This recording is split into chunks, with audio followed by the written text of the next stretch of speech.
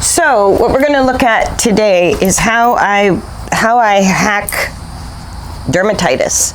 So pastern dermatitis is these little scabby things, and I have some AluShield on it from yesterday. But what I'll do is clean it up so we can see it. But when horses have white, all horses have black skin, unless they have these white areas where the skin is actually pink rather than black. Everywhere else he has black skin. Even gray horses have black skin. So Appaloosas paint some of their white markings that are on their body can have pink skin underneath or black skin. The pink skin is what is so prone to dermatitis and sunburn and different skin issues.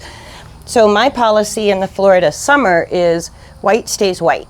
That's the only part of the body I shampoo, is anything that has pink skin and white, because it needs to stay clean.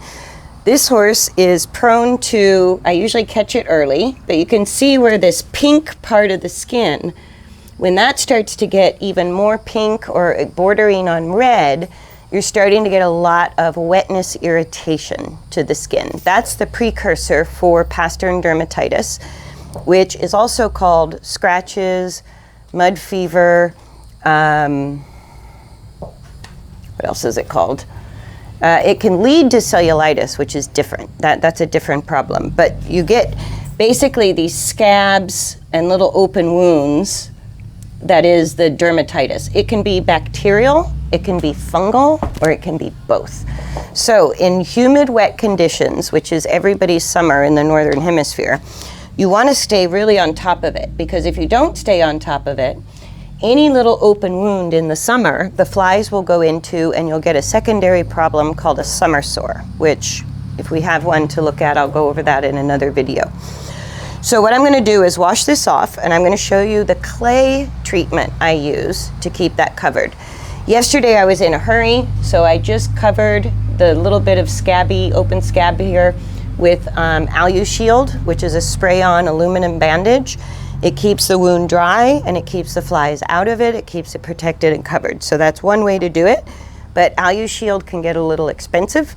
So I'm going to show you the cheaper hack I use with bentonite clay and, a little bit of a scratches treatment. Are we ready? Okay, so what we're going to do is treat this little bit of dermatitis on his right hind leg.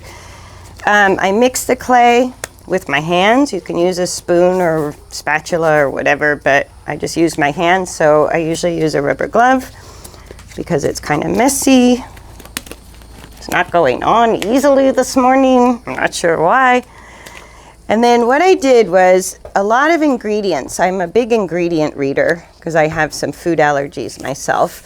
And when I would read the ingredients on some of these expensive products or effective products that I found for horses, one of the more common ingredients for a lot of skin issues was bentonite clay.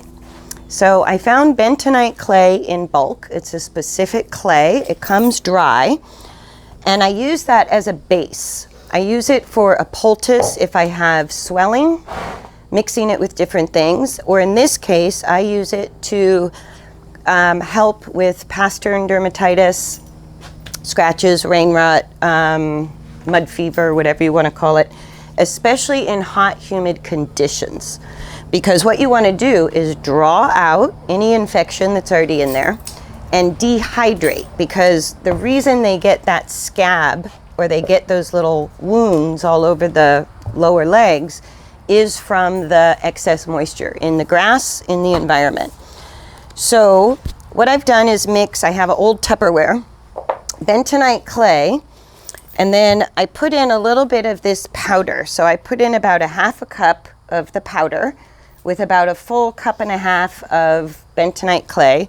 The powder is called Coat Defense, and it's for rain rot, fungus, that kind of thing. You can put it on dry for rain rot. It works very well. I like this product.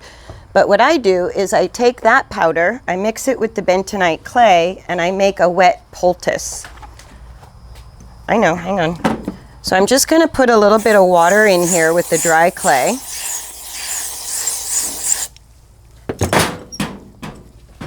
And then, I know, I just take my hand and mix it, right? And it's pretty goopy. Anytime you make a clay poultice, I know it's pretty messy, so hence the glove. And even if you're applying it. So this particular Tupperware is labeled clay for scratches. That's another name for it. And so that's where I mix the bentonite clay with various ingredients for different reasons, for different treatments. This one is specifically for any kind of small cut, well, not even a cut. Some cuts I'm going to treat with an antibiotic first. But if I need to keep a wound or an area that's a little bit exposed to flies, especially in the summer, if I need to keep that covered, this is a very inexpensive way to create a protective layer for the skin against the bugs. And one of the big problems I have in Florida, especially in the summer, is every product I use melts. So you put it on in the morning, and by 10 a.m. when it's getting hot and humid, all of that product is just literally melting off the wound and going into the grass. So I had to find something that would kind of stick and stay all day to keep the flies off. Clay has an osmotic effect, so it will draw stuff out of the wound.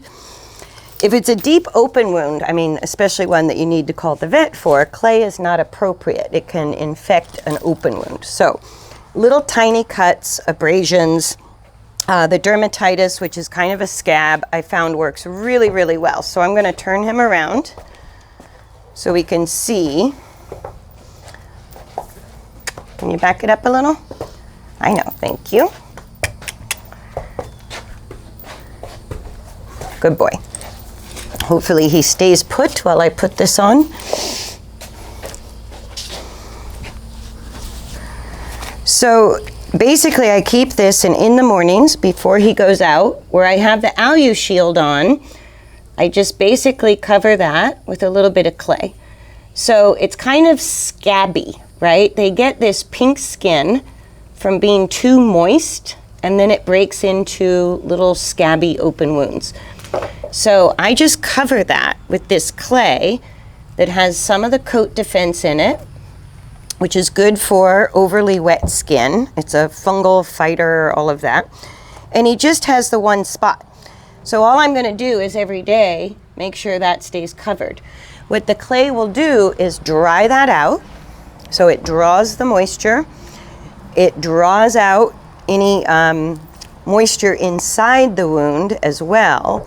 And it creates a dry layer of protection that the flies will not get into that wound all day, even in hot, humid conditions where everything else is melting off. So the clay's a little bit messy. Hang on, I'm getting there. The clay's a little bit messy, but that is my go-to for avoid wrapping yourself up there. For covering those little wounds that can easily turn into summer sores, or for handling rain rot, scratches, essentially pastern dermatitis. And especially that little tiny wound, if I don't do anything about that little tiny bit of dermatitis, within a week in Florida, it can be covering his entire pink skin all around the fetlock. If it gets really bad, I've had the swelling go up the leg, even to the sheath of the horse, and you can develop a condition called cellulitis, which is a lot more serious. You're going to need the vet for that one. But this little treatment avoids that whole problem.